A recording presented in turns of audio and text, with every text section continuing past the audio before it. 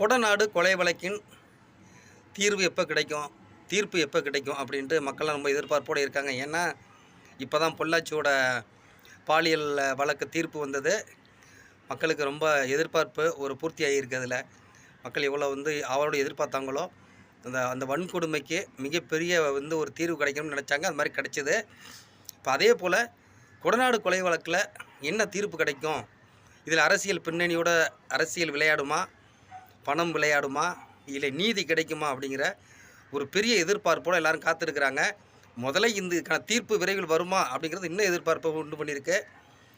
நம்ம தமிழக முதல்வரோட கேள்வி எழுப்புக போது அவர் கண்டிப்பாக விரைவில் வரும் அப்படின்னு சொல்லியிருக்காரு. ஏன்னா அவர்கள் தேர்தல் பரப்புரையிலே இதெல்லாம் சொல்லியிருந்தாங்க.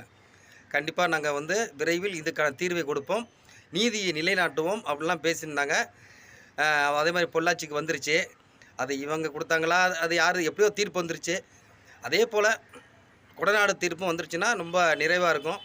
ஏன்னா இது ஒரே மர்மம் நிறைந்த ஒரு மிகப்பெரிய திரைப்படம் பார்த்த மாதிரி இருந்தது. அது திரைப்படம் பார்த்தது மாதிரி அவ்வளோ ஒரு கொடுமையாக நடந்தது. சும்மா அதாவது எல்லாரும் அடிபட்டு செத்தாங்க, மின் விளக்கு எரியலை, கரண்ட்டு கட் ஆகிச்சுட்டாங்க. அந்த சதீஷ் அந்த வெப்சீரிஸ் இந்த வச்சுருந்தவர், கேமரா வச்சுருந்தவர், அவரும் இறந்துட்டார். கண்காணிப்பு துறையில் அவரும் இறந்தார். ஏன்னா அவ்வளோ ஒரு சினிமாவோட மோசமாக ஒரு திகிலாக நடந்த சம்பவங்கள் அது. இதில் பெரிய மனிதர்கள் நிறைய பேர் உள்ளே இருக்கலாம்ங்கிற நம்பிக்கை இருக்குது. ஏன்னா இது இல்லைன்னா இவ்வளோ தாமதம் இது ஏற்படாது. குற்றவாளிகள் பெரும் புள்ளிகள் பின்னாடியிலேருந்து செயல்படுறாங்கங்கிறது எல்லாருக்குமே தெரியுது. கண்டிப்பாக இது விரைவில் தீர்வு கிடைக்கணும், எல்லோரும் எதிர்பார்த்து காத்திருக்கோம். கண்டிப்பாக இந்த மாதிரி தீர்வுகள் நடந்தால் தான் சட்டம் ஒழுங்கை பற்றி மக்களுக்கு நம்பிக்கை வரும். எவன் ஒருத்தன் தப்பு பண்ணாலும் அவனுக்கு தண்டனை கிடைக்குங்கிற ஒரு பயம் வரும்.